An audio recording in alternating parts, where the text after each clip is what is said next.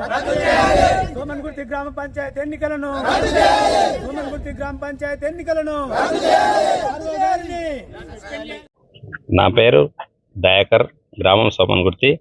మా పంచాయతీలో నిన్న జరిగిన ఎలక్షన్లో మా ఆర్ఓ గారు ఒక స్పెషల్ ఆఫీసర్ వచ్చిండని ఎవరో ఒకరు వచ్చిండు సార్. ఆ స్పెషల్ ఆఫీసర్ వచ్చి మా కౌంటింగ్ హాల్లో కూర్చున్నాడు సార్. మాకంటే ముందే బాక్సులు ఓపెన్ చేయకముందే అతను వెళ్ళి కూర్చుండు. మేము వెళ్ళేటప్పుడు మాకు ఆర్ఓ గారు కనీసం ఈ బ్యాలెట్ వార్డు మెంబర్లు లెక్కించేటప్పుడు సర్పంచ్ క్యాండిడేట్కు కూర్చునే అవకాశం కూడా ఇవ్వలేడు సార్.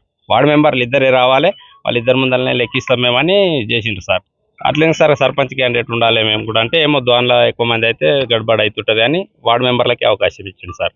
అదేవిధంగా ఈ వార్డులలో వచ్చేసి మాకు 8th వార్డులో కనీసము ఏజెంట్ను కూడా కూర్చునికి అవకాశం ఇవ్వలేదు సార్ ఆర్ఓ గారు. ఎందుకంటే అక్కడ అదే వార్డుకు సంబంధించిన వ్యక్తి అయి ఉంటేనే కూర్చోవాలి, ఏ వార్డులో ఉన్న వారైనా కూర్చోవచ్చు అని ఉంది. కానీ అట్లా లేదు, మా రూల్ ప్రకారం అట్లా లేదన్నాడు సార్.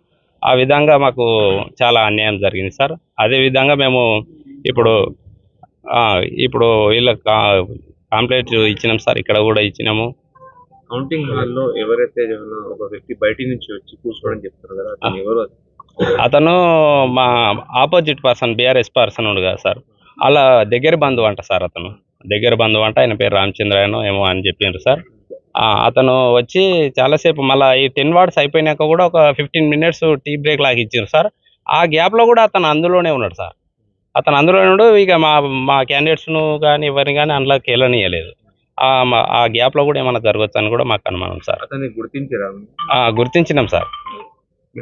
గుర్తించడం కాదు, నిన్న సోమన్గుర్తి గ్రామంలో జరిగిన ఎలక్షన్లలో భాగంగా అక్కడున్న ఆర్ఓ గారు ఒక డిక్టేటర్ లాగా, తన ఒక నియంత్రలాగా ప్రవర్తించి వార్డు వాళ్ళనే కూర్చోవాలి, వార్డులోనే కూర్చోవాలని ఒకటి చెప్పడంతో పాటు ఓ స్పెషల్ ఆఫీసర్ వచ్చిండు అని చెప్పి అవతలి వాళ్ళతో కమిట్ అయ్యి ఆయనను తెచ్చి అక్కడ కూర్చోబెట్టి ఒక 4 బ్లాక్లు వాళ్ళతోని కొంచెం మోటివేట్ చేయించుకొని వాళ్ళ కొరకు వర్క్ చేసుకున్నాడు. ఇది అంతా తప్పు సార్. అక్కడ మేము ఎండిఓ గారిని నెక్స్ట్ వచ్చి అడిగినాం, ఎవరు సార్ మా ఊరి స్పెషల్ ఆఫీసర్ అంటే, ఈ వ్యవస్థలో స్పెషల్ ఆఫీసరే లేదు, ఓన్లీ పోలింగ్ ఆఫీసర్స్ ఉన్నారు, మీ ఆర్ఓ గారు ఉన్నారు, అంతకుమించి ఏం లేదంటే అది వాస్తవం కూడా తేలిపోయింది. వాస్తవంగా జరిగింది ఏంటంటే ఇది గ్యాంబ్లింగ్ చేసిరు. అక్కడ ఏంటంటే ఆయనను ఒక ఇంట్రడ్యూస్ చేసిరు. మేము ఇంతదానికి వస్తామని వాళ్ళు అనుకోలేదు. వాళ్ళు ఏమనుకున్నారంటే నిజం స్పెషల్ ఆఫీసర్ అనుకున్నారు. కాదు, ఆయన ఒక విలేజ్ సెక్రటరీ అట. ఆ డీటెయిల్స్ అన్ని పోలీస్ వాళ్ళు ఎంక్వైరీ చేస్తున్నారు. అది వాస్తవం. తప్పేందంటే కమిట్మెంట్ తీసుకొని ఒక 4-5 వార్డులు వాళ్ళు దాన్ని మేకప్ స్కామ్ చేసిర్రు. దాని గురించి ఎక్కువ ఫోకస్ చేసి అవి ఓడిపోవడానికి కారణము, ఓటు ఎక్కువ రావడానికి, గెలవడానికి. వాస్తవంగా మా దయాకర్కు ఒక 150 ఓట్లతో గెలవాల్సిన పరిస్థితి ఉండే. ఆ పరిస్థితిని గమనించిన వీళ్ళు దొడ్డిదారిన ఈ పని చేయాలని చెప్పి ఒక పోస్ట్ క్రియేట్ చేసిండు ఆర్ఓ గారు. అది స్పెషల్ ఆఫీసర్. అది మరి ఒక చిన్నది ఐడి ప్రూఫ్ పెట్టుకొని వచ్చిండు. వాళ్ళే యాక్సెప్ట్ చేసిండ్రు, లోపల కూర్చోబెట్టుకున్నారు. మళ్ళీ మా క్యాండిడేట్కు ఉదయం ఫోన్ చేసి నేను అనామతులు వచ్చిన పోయి ఏ ఆఫీసర్ కానని చెప్తుండంట ఆయన. ఇది ఎంతవరకు సమంజసం సార్? ప్రభుత్వం ఎలక్షన్లు నిర్వహిస్తున్నదా లేకపోతే బ్రోకర్స్ నిర్వహిస్తున్నారు? ఎట్లా ఉన్నది ఇది వ్యవస్థ? చూడండి ఒకసారి. ఉన్న వ్యవస్థలో నిర్వహించాల్సింది ఎవరు? Election officer.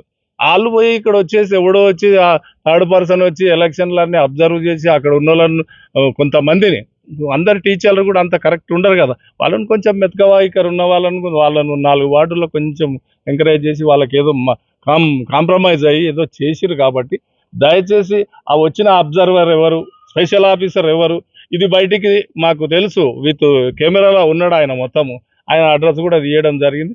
పోలీసు వాళ్ళు కానీ, రెవెన్యూ సిబ్బంది కానీ, కలెక్టర్లు కానీ దీన్ని ఎంక్వైరీ చేసి ఈ న్యాయం చేయాలని కోరుకుంటున్నాం.